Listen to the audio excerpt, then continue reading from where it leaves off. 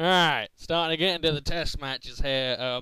Basically, what I wanted to do when I started doing these test matches, if you will, I mean, all the matches beforehand were kind of tests in a way, but they were more leisurely. I just wanted to see how well I could do in a competitive environment, just seeing where I got to, sort of just how I got on, really, and thanks to hacks, I won quite a few battles. There are a couple where I did shit but managed to pull it back, and there are a few where I just downright got my sorry ass handed to me. So, with this team, okay, and with all my other teams I make, some of them are just I cock about and I want to have a laugh and I want to have fun, which is kind of the point of the game to me. It's to have fun. You put in a bit of imagination to it and you get a few laughs out of it. It's cool, and you guys get to listen to me rambling for 15 minutes and everyone's happy. But with teams like this, and the team with the Reflect-type Starmie on it, I kind of wanted to make it not with the intention of winning, like going out there and creaming a player and going, "Ha, I win, you noob, blah, blah, blah, blah, blah, blah."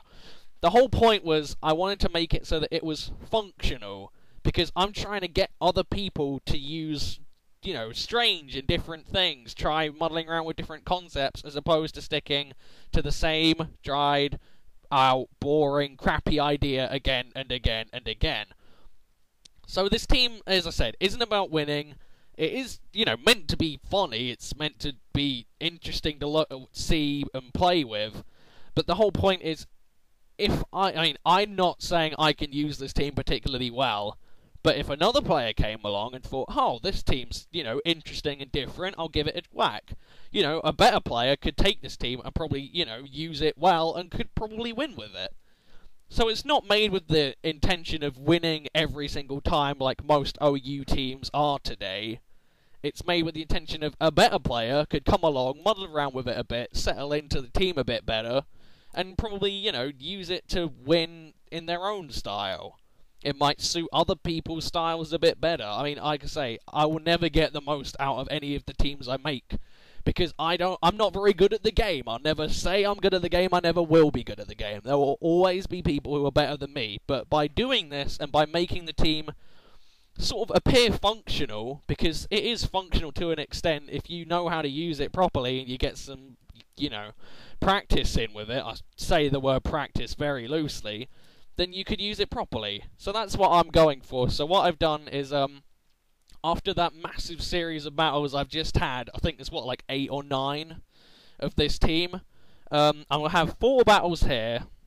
This one is against Bahamut, and basically I'm looking at what the main problem areas are, because while I am going to scrap this team, not every Pokemon, but a lot of them aren't to my liking, I am going to post the sets in the last battle against a bloke called Ken Patch 2.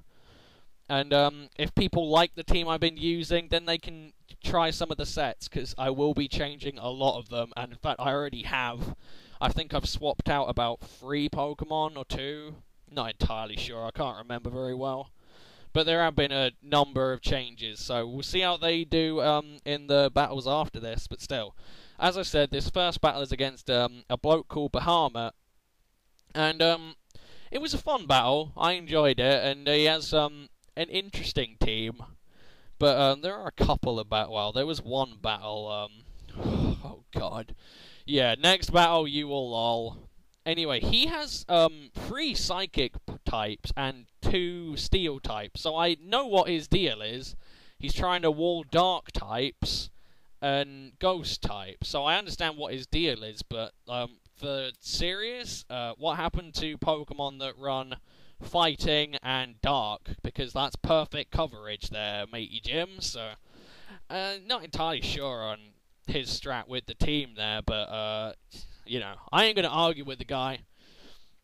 Either way, as per usual, I am going to lead off with my Bronzong. He is going to lead off with a Mew. This Mew is a nasty plot baton passing Mew.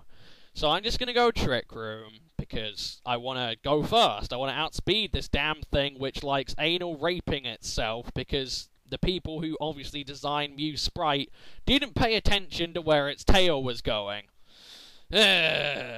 Anyway, I set up Light Screen as he baton passes out, and he goes into Cress, which I'm not entirely sure why, because he could have gone into Heatran and started hitting shit, you know? He could have gotten somewhere.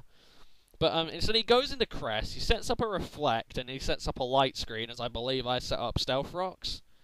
So, he's sort of giving me leeway to do what I want. I am going to go into Tangrowth because with with dual screens up, there isn't much I can do. I can't really, you know, I can't hit him particularly hard, so I have to play the game where I sit back a bit and see where he wants to go. I'm glad I set up that light screen because that Ice Beam hit like a truck. And here's another point. I find out later that this is what a lunar dancing crest. So again, why would you? Ice Beam would do nothing to Bronzong or Starmie or Ember or Terry. So I still don't see why he'd bother. But there you go. He's gonna switch out and go into Forretress now. I stun spore that, so I think that's gotta be. I think I end up stun sporing 2 or 3 Forretresses over the whole course of these battles. Which is getting a bit annoying, really, because I'm sick and goddamn tired of Fori. It's so slow that the Stun Spore is irrelevant, but it does power up its Gyro Ball. It's getting a bit of a piss take now. Still, I do what I normally do, and I knock off on it so that it doesn't get its lefties or sturdy back, so I can kill it easier with Ember later. I Stun Spore again as he goes into Mew, which isn't a problem. The synchronizing the Paralyze over probably helps me more. Because with Trick Room up, I am now going to outspeed everything regardless. So I am going to switch out. I am going to go into Terry, because I figured I could take a hit with Terry decently, and I do have Shadow Ball. However, I believe he shows me Psyshock, which I really should have expected, and I never really think about. Because, you know, I just think, oh, it's Terry, it's a special wall. But Shadow Ball does half with a crit, which is kind of depressing. And then he goes for the Psyshock. No way in hell Terry's going to live that. So down goes Terry, which is a shame. But I wanted him to live the special hits, not the physical. So understandable. But now that Terry has gone down, I do have a free switch into whatever I decide to pick. I'm going to bring in Rhyperior because I figured Rhyperior can take on most of his team. If after an SD with Trick Room up, I can really get somewhere and start hitting his team very hard. It's just really, the Crest is going to be the main problem because it can sponge my hits so well, and it has Ice Beam as well, which is something I'm not exactly liking. He brings in a Kyurem, and this is something I find strange. I go into Bronzong, and he has Blizzard, okay? And then he goes for Focus Blast, and he misses both. And he was like, oh, why did I miss? It's like, well, no offense, matey Jim, but let's face it. Focus Blast is called Focus Miss on TPXC, so that explains it in its own right. And Blizzard does have 70% accuracy. It's like, again, the Flamethrower Fire Blast argument. You run, you know, you either go for power or accuracy. He went for power and it didn't pay off, you know. But he did apologize for moaning a little bit, and I was like, it's cool. And I do get some hacks which balances it out anyway, so there you go. I switch into my Ember, and he is going to go Focus Blast. It doesn't do too much thanks to the bulk I've invested in the Ember. And I now have Head Smash, Hammer Arm, or Flare Blitz. Head Smash is, again, probably the lesser of my two evils. So, well, 3, I suppose. Because I can at least hit the Crest. It won't do much, but I do also have Endeavor as well. However, I do go for the Head Smash. I do miss. Ain't too bad now. And I can deal with it. And I can just go Endeavor, and I can knock him down a bit. What I really should have done is just Flare Blitzed. Probably kept on Flare Blitzing. Because before the Reflect, I might have done a decent amount of damage. But I do kind of have to go Flare Blitz now. Because I need it dead. However, this is where I find out he's a Lunar Dance Crest. God damn, my fucking voice. Ugh. How many people listen to me for ages? I mean, I get more views on... Actually, my battles are shorter than all my LP vids. That probably makes sense. Alright, this isn't where I find out he's a Lunar Dance Crest, and he goes into Fori. I go Hammer Arm, predicting him to go into Heatran, predicting the Flare Blitz, because I thought he was trying to bait me. God fucking damn it. One sec, I need a drink. Water, much better. So yeah, I keep assuming he's trying to bait me to Flare Blitz. And now that I've started doing Hammer Arm, I can't really stop, you know? Because it's gotten to that point where I just have to keep going for it. However, I do miss my head smash. He goes gyro ball and gets a crit. So I suppose you could call that payback hacks. I mean, again, I didn't really mind at all. It's my fault I didn't Flare Blitz earlier. I was too busy being a twat and predicting like a moron, so it's my fault. However, Trick Room is down, and while I am at perfect range for Endeavouring. But there isn't much I can do. Again, if I'd Flare Blitzed, I could have Endeavoured while Trick Room was still up, but I didn't, so there you go. Again, it's my fault I didn't make the play. Still, I do still have Starmie, and I go into Starmie completely spacing the fact that he just set up Toxic Spikes. But yeah, Terry's dead, so, yeah. Isn't much I can do about it, and the fact that Tangrowth doesn't exactly work well when it's poisoned is a problem. He is going to go back into Kyurem. I'm just going to go Trick Room again. I'm assuming he'll be quicker than me, so I could outspeed, but it looks like he was slower than me to begin with, so he's going to Draco, take me out, get a crit. Again, doesn't matter. Starmie wouldn't have taken that just any day of the week. It's a fucking Kyurem. It's strong as all hell. But now I do have my Rhyperior. I'm not exactly going to enjoy the toxic damage in combination with Life Orb, but it's meant to be a sweeper. I've got to go for it. So I go Stone Edge, and I take out the Kyurem, which is good because that thing is really, really powerful, and I needed it gone. So that's good for me.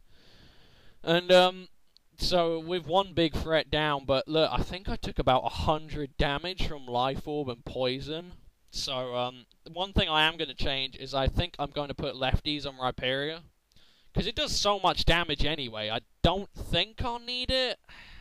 Although I have count the Ice Beam on Gliscor as Life Orbed Ice Beam, so that might be a bit iffy, but I'll see how it works, and it's something I can easily change. So in comes this Heatran. I just go Stone Edge to get, you know, damage on it, because I need as much damage as I can get, really. I do break the balloon, however. I do have the feeling I probably should have switched out. That probably would have been the smarter play, because I could have, like, knocked off with Tangrowth, and, well, it wouldn't have a balloon anymore, and I can EQ it, and then I can kill Cress as it comes in. Yeah. However, I'm just going to go Light Screen, predicting him to Fire Blast. Trick Room runs out, and this is where it doesn't go well, because he's going to Light Screen here as I Stealth Rock again, so that his Heatran takes a bit more damage coming in. And he's going to Luna Dance as I switch out into Tangrowth, and he's going to bring in his Heatran, heal that up to full. There's no way I can win. I'm done. So there you go. The two main things that are the problem here is predictions on my part with the Fortress, where I made the ballsy play, and then I didn't have enough balls to turn around and try and Flare Blitz him to get rid of it quicker. And Heatran is obviously a massive problem, because without Rhyperior, and with Air Balloon as well, it's so hard to deal with. So, there you go. That's two of the problems I've identified so far. As I say, if you watch some of my other battles, you could probably see that Heatran was a pretty big thorn in my side as is, but one of my Pokemon can deal with it, sort of, kind of, vaguely. Won't like it at all, but if I fuck around a bit, it should hopefully be able to counter it decently. So we'll see how we do. Anyway, great battle. Thanks for playing. What the hell was your name? Bahamut. Thanks for watching, guys. Now that we've seen a couple of the problems, and half of that problem is me, I hope you look forward to seeing what some of the other problems are, and then after all these battles are done, I hope you like the changes I've made to rectify the problems. Anyway, thanks for watching. Again, hope you've enjoyed. Hope you enjoy more shit to come, and peace.